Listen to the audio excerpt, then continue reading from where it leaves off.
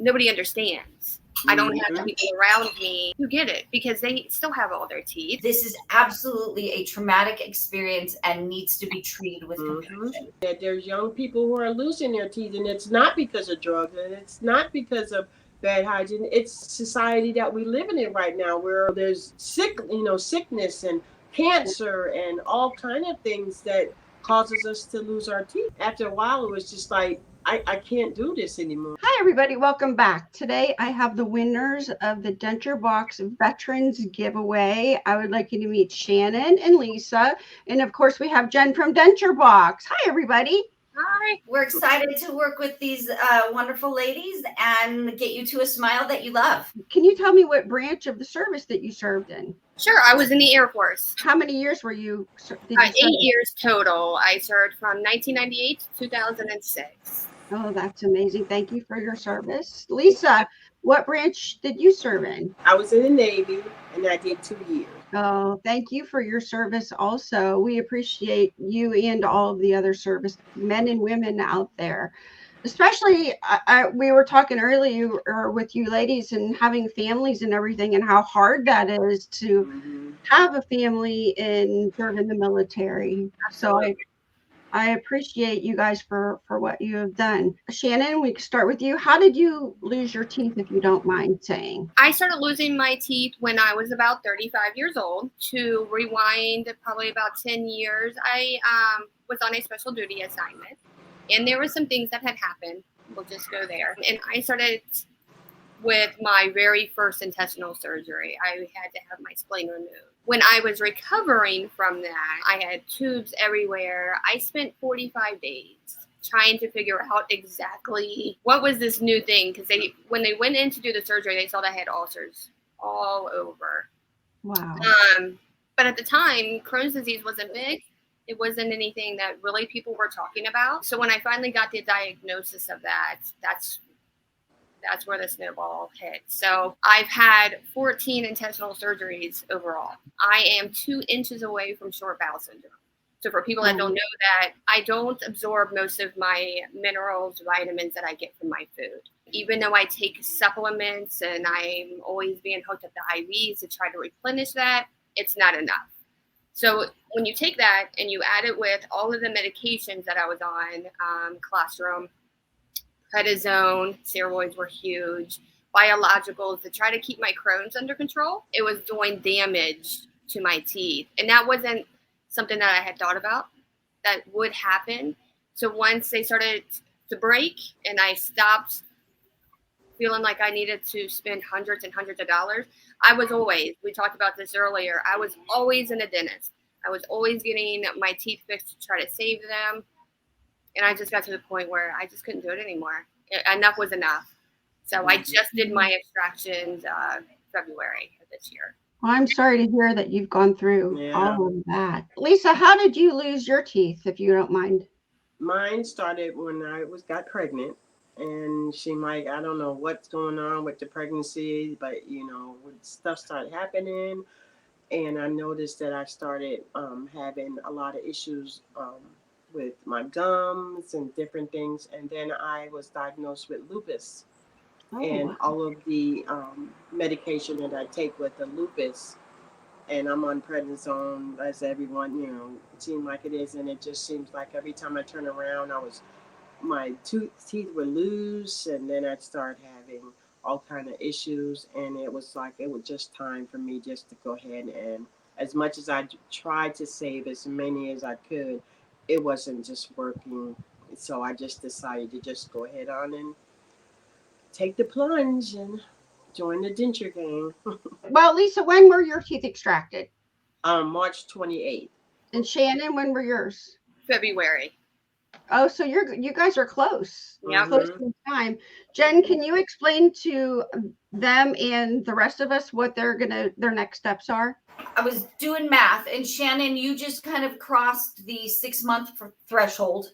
So, and Lisa, you're just about a month behind her. So we want to make sure that we've at least crossed that. Just because we want the gums to be smooth enough for with the impressions. Otherwise, what happens is it can make the inside of the denture bumpy where the extractions were. And we'll be tracking all of that as we go through this with you. At the 6-month mark, we can get started and start working on your design. And working through the bite, working through the initial fit, and then also trying to find your smile. I'm really excited for you ladies because this is a nice process to go through. And the customer service that Jen and her team have, it's up a notch from the dentist office. We really wanted to create an experience. Making dentures is one thing. So many people have the same story of having a bad experience. And it's not that anybody was trying to be mean. It's just that there isn't the face-to-face. You know, it's all interpreted by the doctor, by the dentist.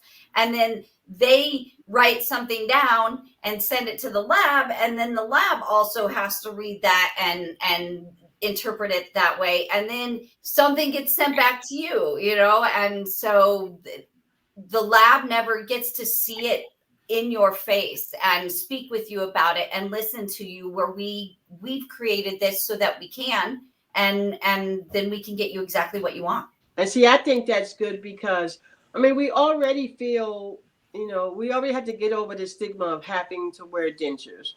And then, you know, I know for me, it was very emotional, you know, especially when you saw yourself without any teeth. It was almost like, I almost had a heart attack. I was like, oh my God, look how different. So it's like when you go back to the dentist, it's almost like they don't understand what it's like dealing with the fact that you lost all your teeth and now you have to wear this apparatus in your mouth that you got to get used to. And it's not like you're complaining, but it's just that you don't know, you don't know how this is going to fit. You know, it's like, am I supposed to feel like this or it's supposed to be like that? And after I found out that I won, I actually started researching Denture Box, and all I've heard was great things. And I started following people that they wear them, and I have not heard any.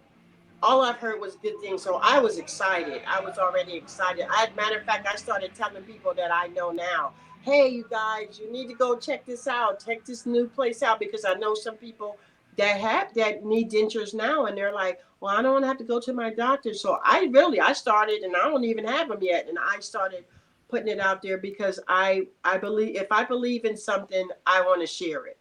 You know, and so I just started sharing it with people that I know who are looking to get dentures. Thank you, Lisa. Yeah, the basis really is our customer service. Our product, I mean, I'm really proud of our product, and it's the best product that you can get on the market, using 3D printed dentures. And I'm really proud of that, but I'm really proud of the way that we take care of our people.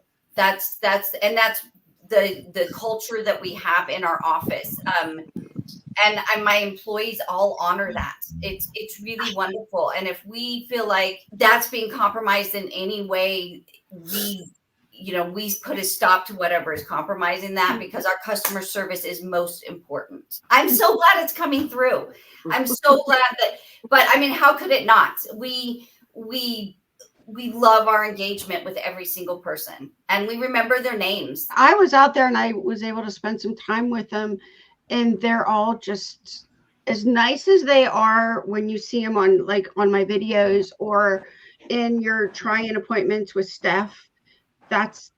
They're real. They're really nice like that. That's what they are. There's been such a stigma about dentures, and that people either just had poor hygiene and didn't take care of themselves, or they were a drug addict. Mm-hmm. And that is such a low percentage of the people that we work with. And I think that really has to get out there. You were going through a health crisis, a literal health crisis. The last thing you were thinking about was your teeth and how it was going to affect your teeth, And that then becomes a side effect that is no fault of your own. And you were going to the dentist, and there is that point where you're like, how much more can I spend to try and rectify this when I'm going to have to continue to take these medications, and I'm going, and I have a background in nutrition, and yeah, all of the absorption, especially hydration wise, happens in our intestines, and people think it's in the stomach, but all of that, the minerals, the nutrients, is that long path through those intestines so that it can remove all of the nutrients through there. So when you don't have that long journey, then you're not absorbing. And even intravenously taking in nutrients, it's still a different path. It's not the natural path. And so unfortunately, our hair, our fingernails, our teeth are a luxury. When our bodies don't have the excess to put into them, we lose them. And so it's important for people and the public to understand that and come from that with this compassion. And same thing, Lisa, I've heard her story and nobody can really explain it, that a woman gets pregnant and for whatever reason, the body cannot sustain the teeth any longer. And there's not really a huge amount of understanding around that. But I mean, you were just trying to create a life. And so these are things, this is where we come from, because these are the stories, and this is the compassion that we need to have. And the compassion we need to have in this community, all of us working together. It's really inspiring. Like I said, I think everybody's been doing, there's been cleaners that have been doing their own thing.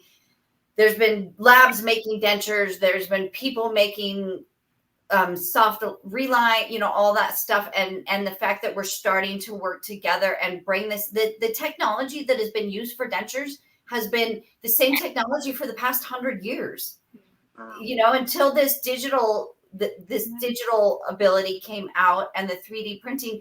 It has been the same process that has not really been that successful. This is an exciting time in life for this to get better right now. So that's the space we live in with our group, is how can we keep pushing it? And I know people think we're crazy, but it's okay. It's a good crazy. That's been my goal too. And another reason why I said, I'm just going to do this is because I have come across so many people, again, with that stigma. They may not ask, but you see the looks, or, Yes.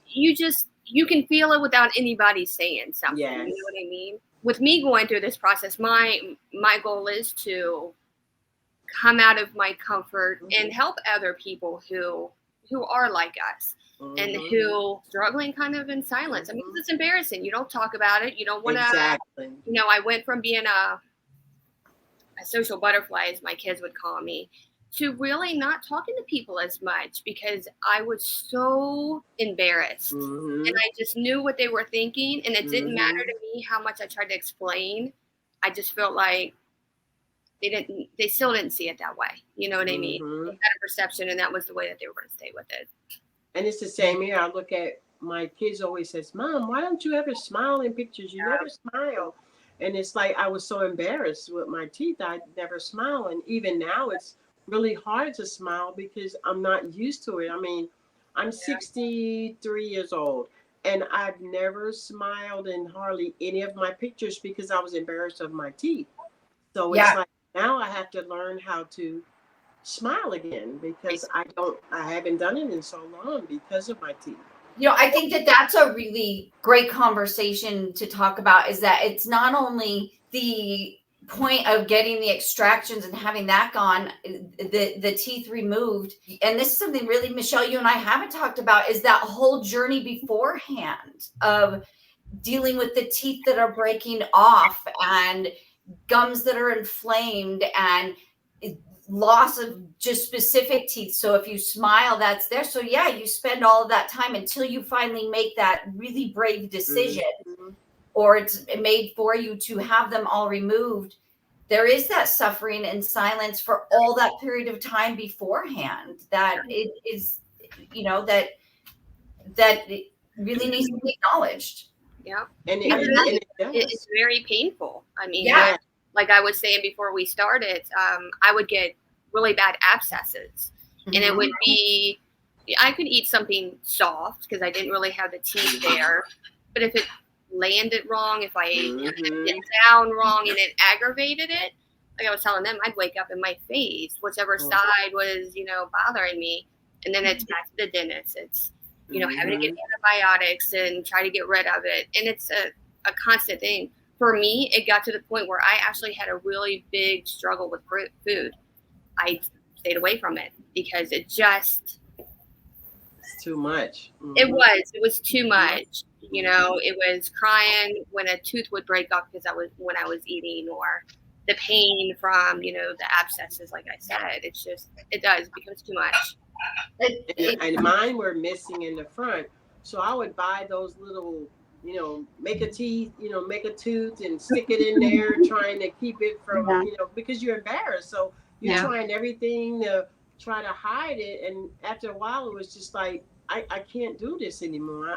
I'm so frustrated, and you know, and it's like you get to that point, you know, I don't want to do this, but you don't have a choice. You really don't have a choice, because you're tired of living in pain. You're tired of can't eat like you really want to, because every time you eat, you're in pain. You know, you keep taking medicine to try to, and it's like after a while, it's just, you know, it's just too much. It's not a battle worth fighting. Exactly.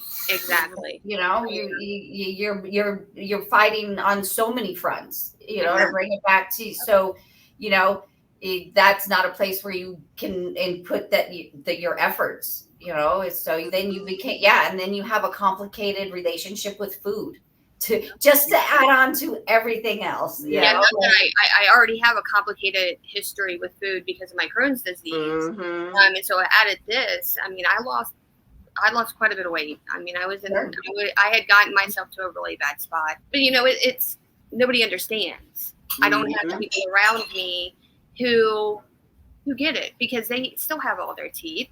They've never experienced anything like it.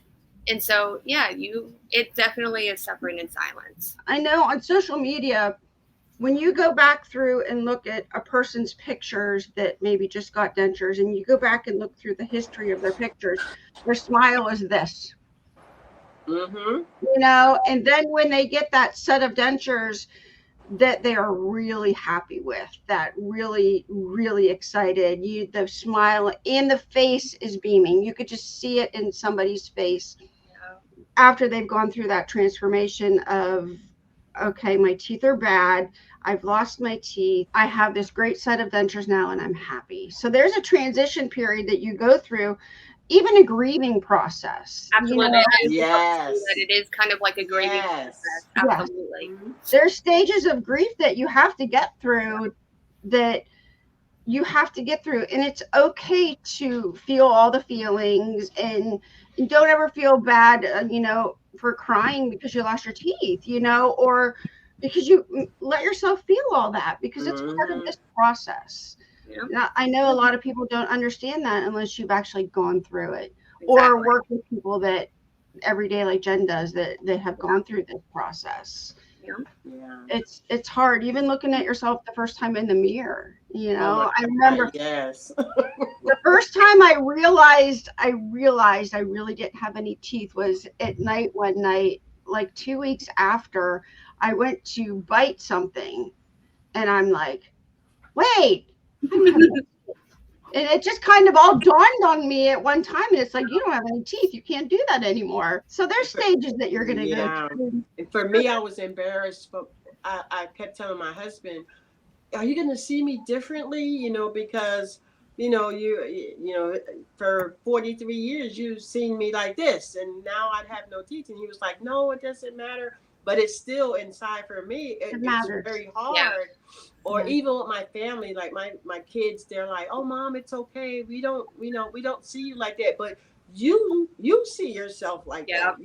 You see it, and it's like, to you, you know, to me, I don't see what they see, and I find myself saying, "Did I do the right thing? You know, or did I make them? You know, maybe I should have just, you know, kept my teeth, and then I wouldn't have." But I know that I didn't, and I know I made the right decision. But like you say, it still bothers you. It's still there. You know, it's still, you know, it still hurts sometimes too. You know, that you feel like you're not like everybody else now. You know, I don't have it. I find myself looking at everybody's teeth, looking at their mouths, and it's so crazy. That I do the same thing too. I have, and it's a subconscious thing that I do. I pay attention to people's teeth now. Mhm. And I never really did before, like not like Me I do. either. Mhm. Not to judge the people, just to look. Yeah, Yeah, right. just Not to judge. looking. To Yeah. look. Almost kind of like maybe an envy thing subconsciously, you know, Yes. you're like, man, like you, in the back of your mind, you're thinking you really don't know how good that you have it. And, Yes. you know, you lose Mhm. it. And so that's kind of what that look is. The look Yes. is kind of like an envy. Yeah. Yeah. You want to be back there, but you know that that's never Exactly. going to happen. You know what I mean? Exactly. So it is accepting the new version of you. And that's hard. I mean, that's hard. It is. I'm 44, so you know I am really young to have. Yeah, you're young. Yeah, to lost all of my teeth. Mhm. So, yeah, you know it is. Mhm. So have you guys noticed since you had all your teeth removed, you don't get as many colds or bronchitis or anything like that? I do. I almost stayed with a like a constant congestion thing, almost, and I always thought maybe it was allergy, sinus. Now, don't get me wrong; they will act up from time to time, but this was a constant 24/7 deal. But I never knew the two was correlated. Yeah. You know, that it had anything to do with one another. Yeah, See, that's for me, another. I can't tell because I have lupus, so my immune system is always, I can catch something and a little cold, so I really can't tell. But I never had sinus problems, but now I notice that I do have more sinus issues than anything else. Yeah, I know. I'm like her. I've always been on immune blockers because of my Crohn's disease. You know, lupus and Crohn's is in the same autoimmune. Mhm. So a lot of the stuff, medication-wise, I already know what she's been on because I've also been on those as well. I was sicker beforehand. I have noticed that with those type of issues. Then denture wearers are more prone to, because you're breathing, your mouth is infected. So I don't want to say denture wearers. When you have bad teeth, your mouth is infected and you're breathing in that infection and you're swallowing that infection when you're eating. So I noticed with myself, I had chronic bronchitis before, and what have I had bronchitis twice, and I've had my teeth out for years, you know, so that is totally changed for me. Totally. There's a lot of new studies correlating all that, especially with heart disease. And we're getting with in the dental office here more and more, you know, people will need to go in for a procedure like a bypass or some sort of thing, and the doctors will tell them you have to have your teeth removed before we can even do this, because there's so much infection and bacteria in here that it's way too risky to have that going on and open up your body. And so we've had to do some, like, people get a diagnosis but they have to go into surgery fast, and so we've had to do some really quick denture turnarounds, like getting them out so that the person will have something while they're recovering, but the doctor is adamant that those teeth are gone before they'll go in and do the procedure. And there's a big movement with that in medicine, where there's studies showing the correlation between oral health and other physical health problems. And I'm glad it's coming out to be like that, because I know when I first started having, like I said, way back when I started having issues with my teeth, I would ask the dentist, hey, could some of this stuff that I've been on, and you know, and at the time there wasn't a whole bunch of answers of saying, yeah, this is the medication that's causing it, or this or that. It was over the course of time, you know, it would be, okay, this medication, now this doctor's saying this medication could cause it. So yeah, it's definitely not something that has ever been here. But unfortunately, Shannon, your age, it used to be that denture wearers were in, you know, 60 and above. And it is amazing how many people, and people even younger than you, Shannon, who are losing their teeth. And it isn't poor hygiene. It isn't that. It's so much of the anxiety medications or the immune blockers or all of that. And what it's really doing is it's causing dry mouth. And we have to have a certain level of saliva for good health. And so, the medications are really a driver to people losing their teeth younger and younger. And it's mind boggling. Yeah, that those things are happening. Yeah, because before this, I didn't have problems with my teeth. Yeah. I had maybe 2 fillings my whole life, or 2 cavities that needed to be filled my whole life. And in the military, of course, they make sure teeth are in top shape. And so, when I started getting sick and the medication, because I was only on vitamins before. I was always fit. I always watched what I ate. I tried to take care of myself. I really did. And then, the medications come into play. And so, I knew from the get-go that that's where my stuff was stemming from, was a lot of stuff. Yeah. And that story is just becoming more and more common. For me, the hardest thing I found was, as an African American, you don't hear of any of them that will share that they wear dentures or that they need them. Even when I was searching for people on YouTube and on TikTok, there's not many of us of color that are willing to even open up and share the fact that we're denture wearers. And I know that it's a lot of them out there, but in my culture, it's almost like it's taboo. You don't tell people that. That's something that you don't do. But how else are we going to know if they know that there's others out there that it's okay? I mean, it is. It's okay. It's what happens. This is the area that we're living in, that there's young people who are losing their teeth, and it's not because of drugs, and it's not because of bad hygiene. It's the society that we're living in right now, where there's sickness and cancer and all kind of things that causes us to lose our teeth, and it's okay to talk about it. So if you ever decide that you want to have a video or have your own platform, I'm going to put your link down below, and Shannon, I'm going to put your link if you ever decide also.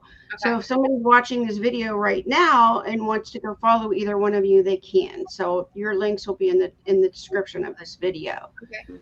And I think it would be really helpful, because with the Crohn's that you have, Shannon, and with your lupus that you have, even being an African American woman, I know that there's somebody out there that you guys can help. I just know there is. Maybe if there's more of us younger ones coming out, or more people just brave enough to even talk about it. Not exactly. Even young, but somebody who, I didn't have the support when I was going through it in the beginning. I didn't have that. Like I said, I really did suffer in silence. I did not have people around me who understood, nobody to reach out to.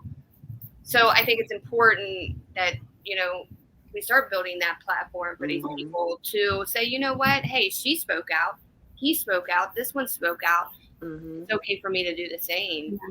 Well, I get the story all the time of how thankful people are, because they take that and maybe you get a pamphlet, but there's no suggestions about adhesives and learning to chew and learning to chew on both sides and what your new oral hygiene looks like.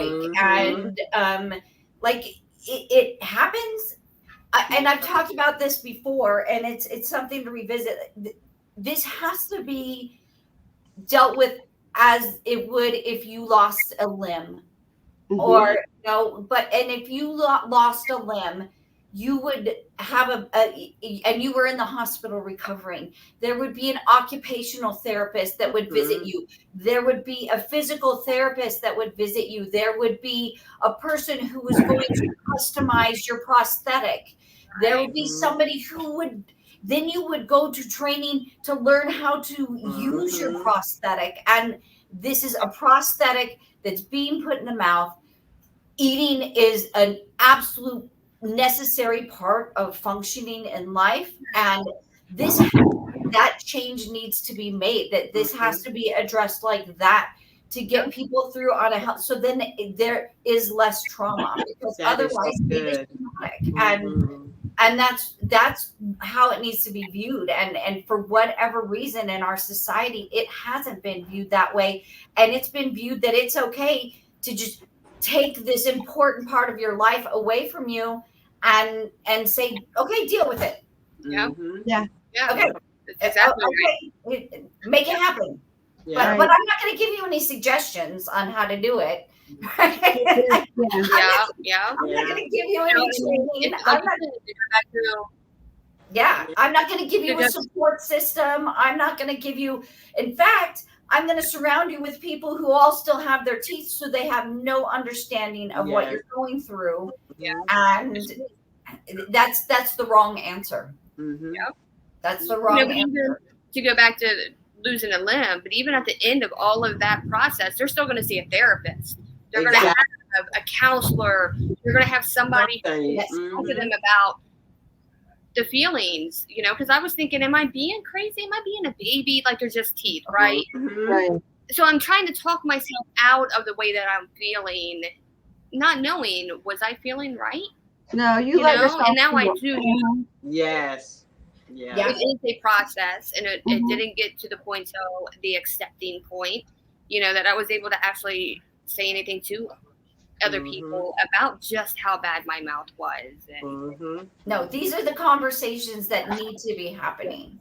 Absolutely. This is how this is how we heal, and this is how you can move forward with your life, is these conversations. And that, like I said, for any incident and any trauma, but the fact that we for so many years have been not looking at this in that manner, you know, not looking at that from that perspective, where, you know, we do have that for people losing other parts of their body, or, you know, or having other traumas. This is absolutely a traumatic experience and needs to be treated with compassion. And I'm so thankful that we have Denture Box in this space now, because they understand how we feel. She hasn't ever gone through the process herself, but she understands how we feel. You know? And we've learned to listen. That was our biggest thing. That's where we've grown and become where our process was born from. There was a point where we realized that we had to shut up. We had to stop trying to throw our knowledge at people and actually start listening to what they were saying to us and asking for. And we've had some really special people along the way who for whatever reason, were inspired, and they wrote things down, and they sent us pages of letters and pictures, and in their terms, you know, because you don't sit and talk about the vertical dimension and the occlusion of the teeth. I mean, those words don't mean anything to you. But when we started figuring out that we had to create a language that we could cross that gap and ask questions in a way that you could give us the feedback, it changed everything. And and we have a questionnaire that is in real people questions. and that's how we do it and gather information. But you have to come from that perspective. One of the next things I'm really excited for is that when we start to bring in some new denture consultants, we just, business wise, we're not ready for that yet. And but my goal is to hire people who are denture wearers. And that will really take us, I think, to the next level. If our denture consultants can be people who have gone through the experience, that's just going to give us that much more of an opportunity to improve our process. And so I don't know if you new ladies are going to be looking for a job.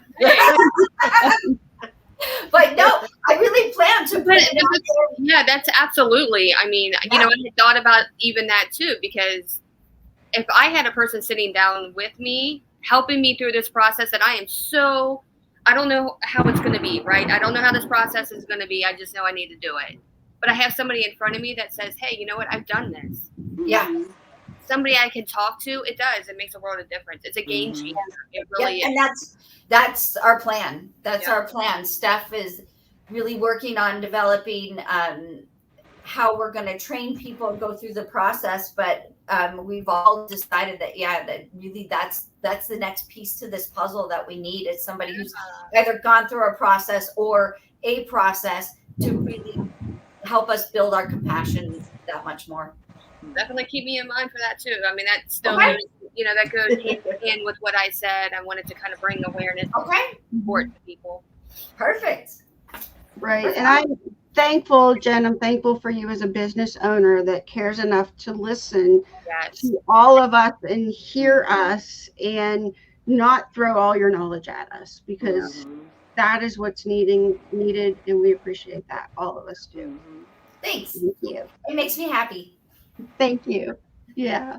And I've met a nice friend too. Jen and I came in contact a couple years ago, and we just kind of built a really good friendship off of that. That's awesome. Thank you for watching, everybody. I'm going to put Shannon's email and social media if she hasn't started yet, but I'll put her email address if you want to talk to her. She has gone through the Crohn's disease and is still going through that. I'm going to put Lisa's information, her email address also, and she has lupus. So if any of you want to just hit them up, talk to them, email, you're more than welcome to do that, or watch their social media platforms if they have videos out. And Jen, thank you so much for everything that you do. Everything. Thank you. And stay tuned, because by the end of the year, we're going to be giving away 2 more sets of Denture Box dentures. So keep watching. You might be one of those lucky winners. Thank you, Lisa and Shannon, for coming on and talking to us. I really appreciate both of you. Thank you. Thank you. Thank you. All right. Thank you. And we'll see you next time, everybody. Bye.